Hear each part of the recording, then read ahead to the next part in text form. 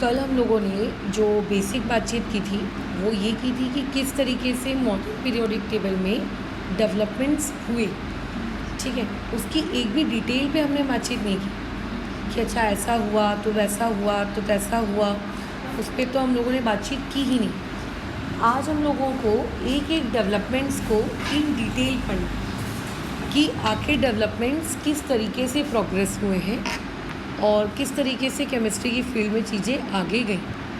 तो जैसा कि हम लोगों ने ऑलरेडी कल बात की थी कि इस फील्ड में जो सबसे पहले व्यक्ति थे वो थे आप लोगों के कौन से वाले साइंटिस्ट, डोबर्नियर। किस पर्टिकुलर जगह को ये बिलोंग करते थे, जैसे इंग्लिश थे, रशियन थे, ये क्या थे, जर्मन।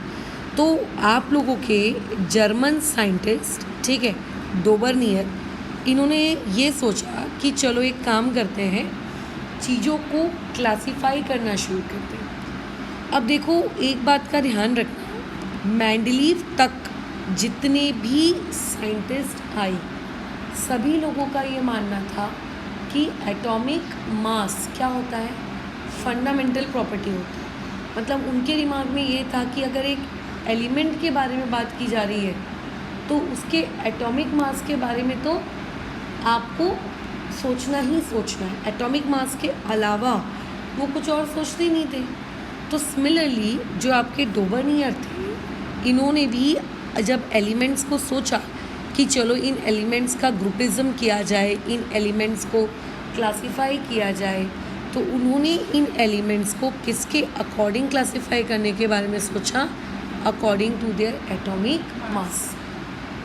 उन्होंने बोला कि चलो ये सारी चीज़ों को किसके अकॉर्डिंग में अरेंज करता हूँ, उनके एटॉमिक मास के अकॉर्डिंग। अब कैसे, अब देखो दो तरीके होते हैं किसी भी चीज़ को अरेंज करने के।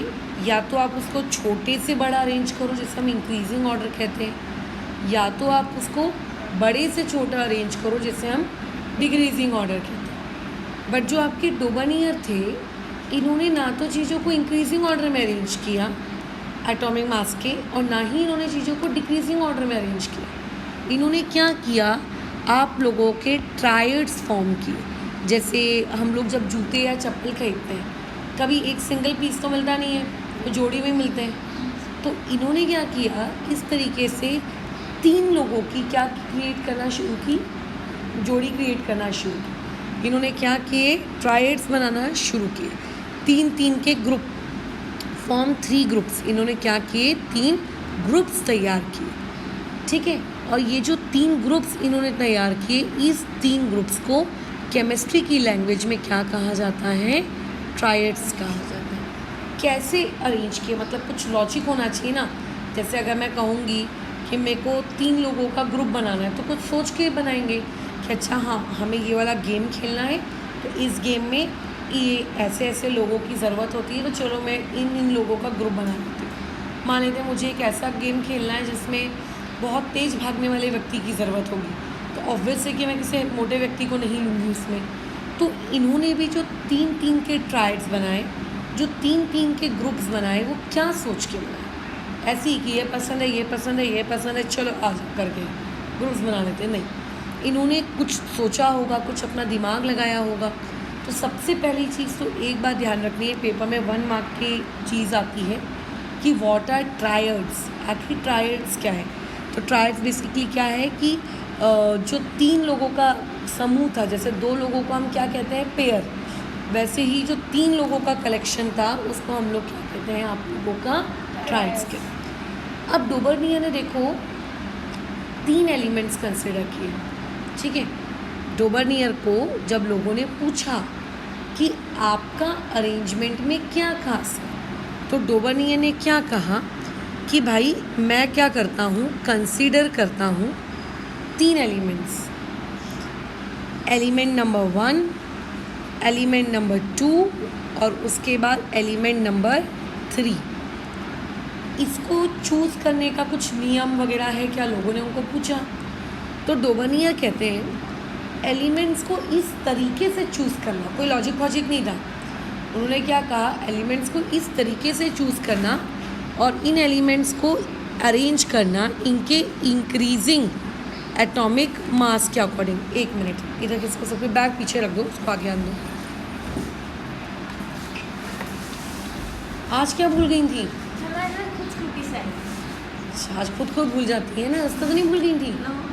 चलो खैर, डोबर्नियर ने क्या कहा, 3 एलिमेंट्स लेंगे और इन तीनों एलिमेंट्स को क्या करेंगे, इंक्रीजिंग एटॉमिक मास के अकॉर्डिंग अरेंज करेंगे, छोटे से बड़ा।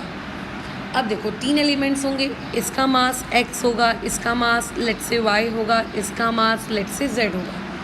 तो डोबर्नियर ने कहा कि आप कोई भी 3 एलिमेंट्स नहीं ले सकते कि कोई भी उठा के 3 ले लिए, नहीं, ऐसा नहीं चलेगा। जब आप 3 एलिमेंट्स लोगे तो 3 एलिमेंट्स आपको इस तरीके से लेने हैं कि जो मिडिल वाला एलिमेंट है, ये वाला मिडिल वाला एलिमेंट, इस मिडिल वाले एलिमेंट का ऑब्वियस है कुछ ना कुछ तो मास होगा, और इस मिडिल वाले का एलिमेंट का जो भी मास है उसकी कुछ ना कुछ वैल्यू होगी, ठीक है। तो अब आपको स्टार्टिंग वाला एक एलिमेंट और एक आखिरी वाले एलिमेंट के मासेस के एडिशन डिवाइड बाय 2 के बराबर होना चाहिए। मतलब पहले वाले के मास को आखिरी वाले के मास को अगर हमने ऐड करके डिवाइड बाय 2 किया तो हमें किसका मास मिलना चाहिए, बीच वाले का मास मिलना चाहिए। ऐसे उन्होंने बोला 3 एलिमेंट्स को लेंगे। तो उस ज़माने में, ठीक है, डोबर्नियर के ज़माने में कम एलिमेंट्स थे, मान लेते 10 थे 20 थे। तो उन्होंने क्या किया, सबके मासेस देख लिए, इसका मास x, इसका मास y, इसका मास z।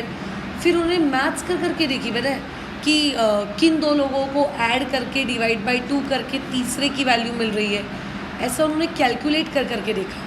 फिर जब उन्होंने देखा कि अच्छा हाँ, इन दोनों का एडिशन करके डिवाइड बाय 2 करके बीच वाला मिल सकता है, तो उन्होंने उन 3 एलिमेंट्स को साथ में रखने का डिसीजन लिया। कोई उनका लॉजिक नहीं था कि इसकी प्रॉपर्टी, उसकी प्रॉपर्टी, इसकी प्रॉपर्टी मैच करनी चाहिए। उनके पास क्योंकि एलिमेंट्स की क्वांटिटी कैसी थी, कम, बहुत कम, मान के चलो 20 एक एलिमेंट्स रहे होंगे, बल्कि वो भी नहीं थे, ठीक है, गिन जोंगे थोड़े बहुत एलिमेंट्स थे। तो उन थोड़े बहुत एलिमेंट्स में उनको सबके मासेस पता थे, और सबके मासेस याद करना उनके लिए क्या था, बहुत ही आसान था। तो उन्होंने क्या किया कि उन सब में कैलकुलेट कर करके देखा कि किन आखिरी 2 के या किन 2 लोगों का एडिशन डिवाइड बाय 2 करने से एक वैल्यू मिल रही है। तो जिन 2 लोगों का एडिशन करके एक वैल्यू मिल रही है डिवाइड बाय 2 करके, तो उस वैल्यू वाले को उन्होंने कहाँ पे रखा, बीच में रखा, और बाकी 2 को उन्होंने कहाँ रखा, कॉर्नर में रखा। ऐसा उन्होंने कर करके देखा। ये हिट एंड ट्रायल था, तुक्का। उन्हें कुछ पता नहीं था कि इन तीनों का रखना है, कि इन तीनों का रखना है, कि इन तीनों का रखना है। उन्होंने कर करके देखा एक एक एलिमेंट्स के साथ, और ऐसा करते करते उनको कुछ ट्रायड्स मिल भी गए, तुक्का फिट भी हो गया उनका। अब उनमें जो सबसे फेमस ट्रायड है, पेपर में 1 मार्क के लिए ये पूछा ही जाता है कि एक एग्जाम्पल डोबर्नियर ट्रायड का दो। तो जो बहुत ही फेमस एग्जाम्पल है वो लिथियम, सोडियम और एक है पोटेशियम। Li का मतलब होता है लिथियम, Na का मतलब होता है सोडियम, और K का मतलब क्या होता है, पोटेशियम। लिथियम का मास उस ज़माने में कितना था, 6.9, ठीक है। खैर, हम लोग लिथियम के मास को अगर अभी कैलकुलेट करें तो हम 6.9 लेके कैलकुलेट नहीं करते अपने डे टू डे लाइफ में, अप्रॉक्सीमेटली उसको कितना लेते हैं, 7। सोडियम का जो मास है ये होता है आपका 23 के आसपास, और पोटेशियम का मास होता है 39.1, जिसे आप अप्रॉक्सीमेटली कितना ले सकते हो, 39। इससे अप्रॉक्सीमेटली कितना ले सकते हो, 7। तो डोबर्नियर ने क्या कहा कि पहले वाले का लोएस्ट का और हाईएस्ट का मासेस का एडिशन करो, कितना हो जाएगा, 7 + 39 डिवाइड बाई 2। कितना, 7 + 39, 46। तो 46 डिवाइड बाई 2 कितना आ जाएगा, 23। क्या देखो ये बीच वाले से मैच कर रहा है कि नहीं कर रहा है। तो इसीलिए डोबर्नियर ने इन तीनों एलिमेंट्स को क्या कहा कि तुम तीनों एक साथ रहने के लायक हो। और मैं बता दूँ, डोबर्नियर की किस्मत भी इतनी अच्छी है कि ये तीनों एलिमेंट्स की जो प्रॉपर्टीज़ है ना, केमिकल प्रॉपर्टीज़, फिज़िकल प्रॉपर्टीज़, ये मैच भी कर रही। क्योंकि देखो, पीरियोडिक टेबल को बनाने का या फिर एलिमेंट्स को क्लासिफाई करने का मेन एम क्या था कि जिनकी प्रॉपर्टी सेम है वो एक तरफ, और जिनकी प्रॉपर्टी सेम नहीं है बाकियों के साथ मैच कर रहे हैं वो लोग दूसरी तरफ, राइट। तो उनका जो ये एम था कि सेम प्रॉपर्टीज़ वाले लोग साथ रहने चाहिए। मान लेते तुम्हें भी बैडमिंटन खेलना पसंद है, तुम्हें भी बैडमिंटन खेलना पसंद है, तुम दोनों को साथ में। और इसे मान लेते खो खो खेलना पसंद है, तो ये अलग किसी दूसरे खो खो वाले के साथ। तो सेम वालों को उनको साथ में रखना था। और डोबरनियर की सोचो किस्मत भी अच्छी थी कि उन्होंने प्रॉपर्टीज़ के बारे में सोचा भी नहीं, फिर भी उनका एक ऐसा ट्रायड बन गया जिसमें क्या है, आप लोगों की प्रॉपर्टीज़ भी सेम। सोडियम इतना सॉफ्ट होता है कि चाकू से कट जाता है। सिमिलरली लिथियम एंड पोटेशियम भी, लिथियम पोटेशियम सोडियम ये हमारे एंटायर केमिकल्स की दुनिया के सबसे रिएक्टिव एलिमेंट्स में से हैं। तो देखो तीनों रिएक्टिव एलिमेंट्स साथ में हैं। तो लोगों ने डोबरनियर को बहुत प्रेज़ किया, अरे वाह तुमने तो ढूंढ लिया तरीका चीज़ों को अरेंज करने का। डोबरनियर भी बड़ा खुश। तो डोबरनियर ने बोला रुको मैं एक और ट्रायड बना के देता हूँ। तो ऐसे करते करते 3 से 4 ट्रायड्स डोबरनियर ने और बनाए। ठीक है, तुम्हें वो सारे ट्रायड्स याद करके रट्टा नहीं मारने अपने ब्रेन के अंदर, बट उन्होंने 3 से 4 ट्रायड्स उन्होंने और बनाए besides that lithium sodium and potassium. But boards में जो बहुत ही कॉमनली एग्जाम्पल हमें याद रखना है लिखने के लिए वो क्या होता है, लिथियम सोडियम पोटेशियम। किस वे में लिखना है वो मैं बता दूंगी, बट ये बहुत ही कॉमन है। इसके अलावा उन्होंने और ट्रायड्स बनाए, जैसे कि एक बना लिया कैल्शियम, Ca मतलब कैल्शियम, Sr मतलब स्ट्रॉन्शियम और Ba मतलब बेरियम। उन्होंने क्या कहा कि जो कैल्शियम होता है इसका वज़न कितना होता है, इसका वज़न होता है 40 के आसपास। जो स्ट्रॉन्शियम है इसका वज़न कितना लिया उन्होंने, 87.6 के पास। और उन्होंने जो बेरियम लिया इसका वज़न कितना लिया, 137.3। उन्होंने कहा कि अगर आप इन दोनों को ऐड करोगे और डिवाइड बाय 2 करोगे, यानी कि आपको करना क्या है, 40 प्लस 137.3 डिवाइड बाय 2।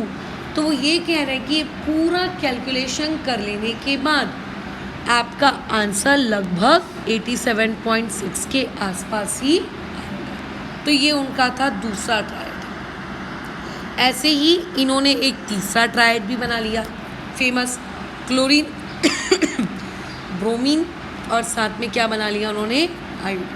वो बहुत ही खुश थे कि अरे वाह ये तो कितना अच्छा है, मेरे एलिमेंट्स अरेंज होते जा रहे हैं। बट जब डोबरनियर ने अदर एलिमेंट्स इन तीनों के अलावा अब डोबरनियर ने अदर एलिमेंट्स में भी ट्रायड्स बनाना शुरू किया, अब उनके ट्रायड्स नहीं बन रहे थे।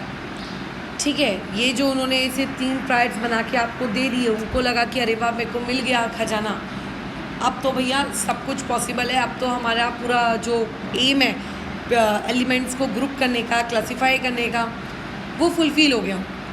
नहीं, तो जब डोबरनियर हायर एलिमेंट्स की तरफ गए, हैवी एलिमेंट्स मतलब इन 9 लोगों के अलावा, लिथियम सोडियम पोटेशियम कैल्शियम स्ट्रेशियम, इनके अलावा, तो अब डोबरनियर ट्रायड फॉलो नहीं हो रहा था। तो यानी कि डोबरनियर ट्रायड की जो लिमिटेशन है, जो उसका ड्रॉबैक है, वो उसका ड्रॉबैक या उसकी लिमिटेशन क्या है कि वो लाइटर एलिमेंट्स के लिए या फ्यू एलिमेंट्स के लिए ये चीज़ कैसी थी, ये जो उनका तुक्का था, ठीक है, ये कैसा था बताओ, फिट था, गुड था। फॉर फ्यू एलिमेंट्स ये कैसा था, सक्सेसफुल था। ठीक है, लेकिन जब ये थोड़े से हायर एलिमेंट्स की तरफ गए तब ये क्या हो गया, फेल हो गया। सो लोगों ने उनको पूछा कि अरे ऐसे कैसे, आप एक्सप्लेन करिए कि आपका ये लॉ आगे क्यों नहीं चल रहा। तो एक्सप्लेन नहीं कर पाए। इससे ये समझ में आता है कि डोबरनियर ट्रायड ने कुछ भी ऐसा लॉजिकल काम नहीं किया था। जैसे मान के चलो तुम लोगों के पास बहुत सारी पब्लिक का डेटा, जैसे सर्वे वगैरह होते हैं। अभी जैसे रिसेंटली सर्वे हुआ है कि इंडिया अपनी टोटल जीडीपी का आई थिंक सिर्फ 0.6 या 0.9% ही खर्च करती है सर्वे पर, और जो अदर कंट्रीज़ है वो 2%, 3%, 1% समथिंग पैसा खर्च करती है सर्वे करने पर। जैसे सर्वे होगा कि कितने लोग पढ़े लिखे हैं, कितनी लड़कियां ग्रेजुएट है, कितने लड़के ग्रेजुएट है, लड़कियों पोस्ट ग्रेजुएशन के बाद लड़कियां जॉब कर रही हैं नहीं कर रही हैं, वगैरह वगैरह टाइप के सर्वेस।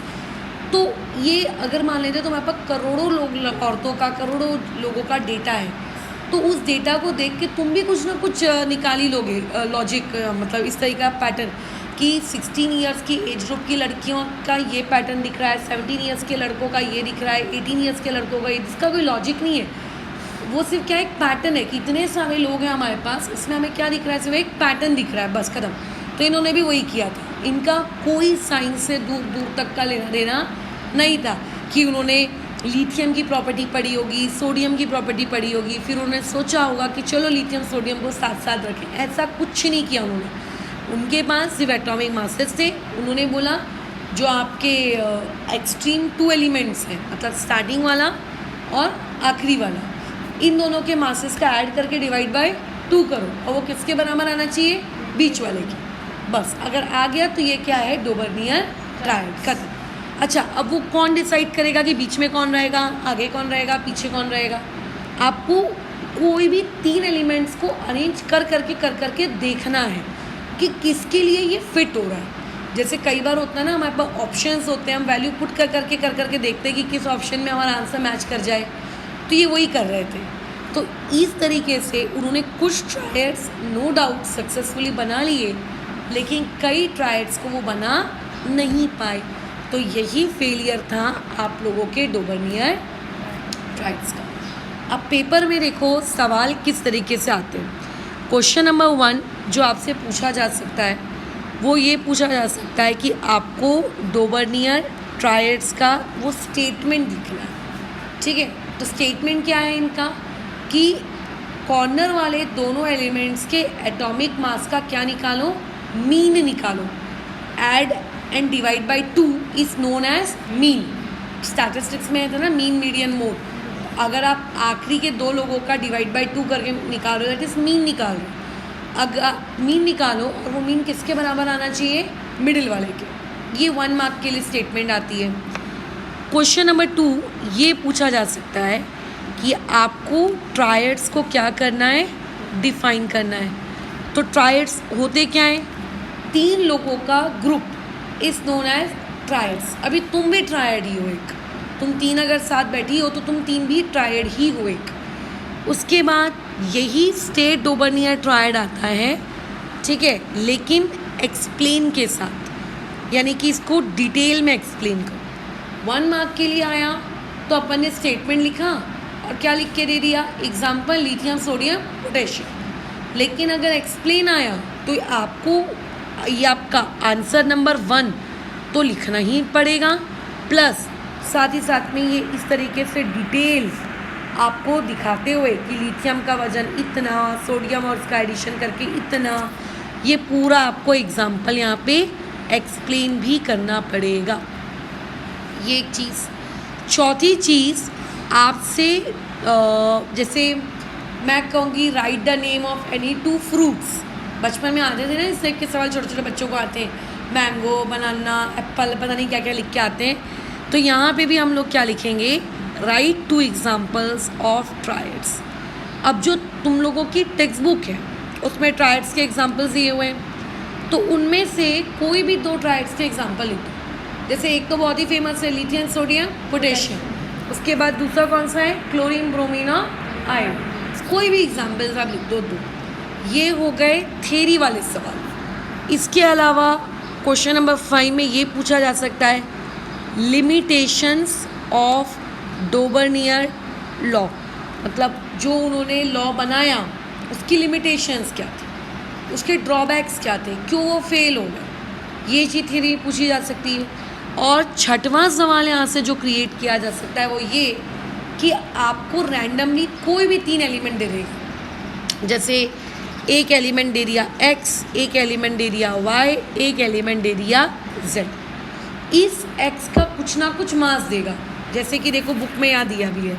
चलो मान लेते हैं इसका मास है 24.3, बाजू वाले का मास है 40.1 और इसका मास है 87.6। और बोलेगा कि चेक करो कि ये डोबर्नियर लॉ को फॉलो करेगा कि ये फॉलो नहीं करेगा।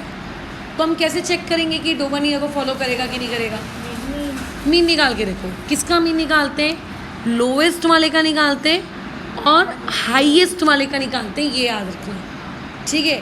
कई बार पेपर में चीज़ें थोड़ी जंबल अप करके दे दी जाती हैं, आपको ये याद रखना है लोवेस्ट और हाईएस्ट, ठीक है। तो कितना हो जाएगा 24.3 प्लस 87.6 डिवाइड बाय 2। अब यहाँ पर कई महान व्यक्ति लोग बेसिक कैलकुलेशन एरर करते हैं और 12वीं में आने के बाद भी करते हैं। जैसे कि मैं मिस्टेक पॉइंट बता देती हूँ कि मिस्टेक पॉइंट क्या होता है। फॉर एग्ज़ाम्पल अगर लिखा है 2 + 3/4, तो इसका जो करेक्ट वे है वो करेक्ट वे क्या है कि 2 + 3 5 और 5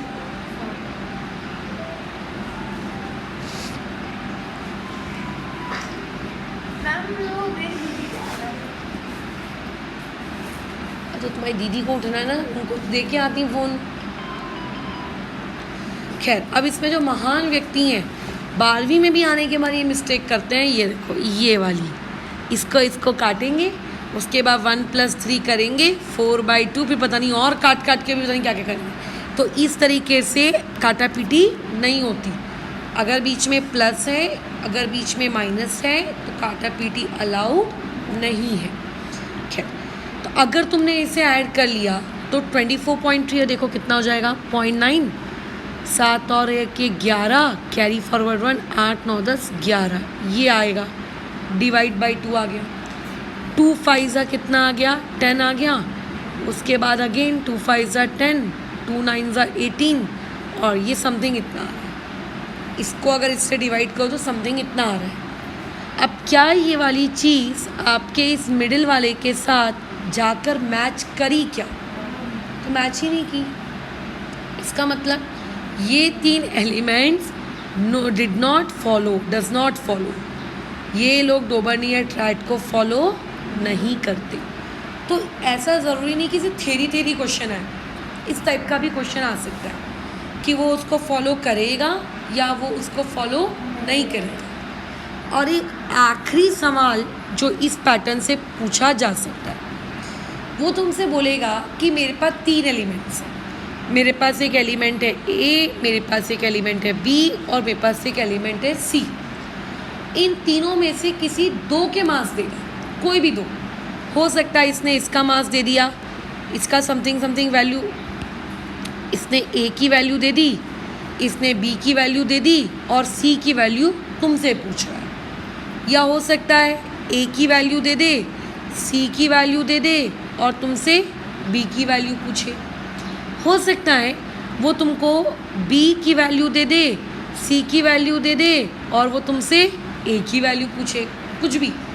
और यहाँ पे ऐसा वो बोलेगा कि एलिमेंट ए बी सी ये तीनों के तीनों क्या करते हैं, डोबर्नियर ट्रायड को फॉलो करते हैं। ऐसा बोलेगा कि करते हैं। जैसे ऊपर में उसने पूछा था करेंगे कि नहीं करेंगे, तो यहाँ पे वो करते हैं। तो अब यहाँ पे वैल्यू किसी 2 की दी होगी और एक को आपको ढूंढना पड़ेगा। तो क्या लगाओगे लॉजिक कि जो b की वैल्यू है वो कैसे मिलेगी, a + c की वैल्यू डिवाइड बाय 2 करके।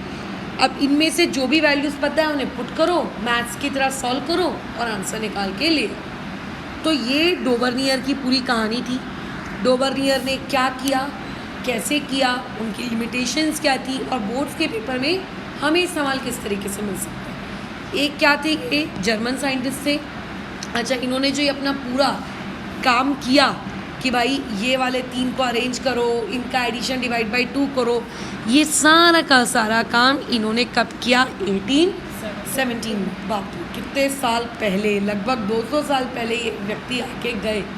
ठीक है, तो 200 साल पहले उन्होंने ऐसा किया। बट इन्हें हम अभी क्यों पढ़ रहे हैं? अगर इसमें कोई लॉजिक नहीं है, अगर इसमें कोई साइंस इन्वॉल्व नहीं है, तो ये 200 साल पुरानी बातचीत हमारे सिलेबस में क्या कर रही है? इन्होंने एक तरीके से तुम कह सकते हो ये पायोनियर थे, मतलब किसी भी चीज़ के शुरुआत करने वाले व्यक्ति थे जिन्होंने क्लासिफिकेशन की शुरुआत की। तो एक्चुअल में आपका काम ये है कि आखिर क्लासिफिकेशन की शुरुआत कैसे हुई, वहाँ से चीज़ों को पढ़ना। साइंस का मतलब सिर्फ इतना नहीं होता है कि करंटली जो चीज़ है उसको पढ़ो। आपको ये पता होना चाहिए कि डेवलपमेंट किस तरीके से हुई, ताकि हमें भी बैक हिस्ट्री पता रहे कि हम जो चीज़ अभी पढ़ रहे हैं वो वहाँ तक पहुँचने के लिए पीछे क्या क्या चीज़ें हुई हैं। ठीक है, तो ये कहानी डोबर्नियर की थी। इसके बाद हम लोग न्यूलैंड कंटिन्यू करेंगे, बट पहले डोबर्नियर के नोट्स वगैरह बना लेते हैं, ठीक है ना। उसके बाद फिर न्यूलैंड में आ जाएंगे।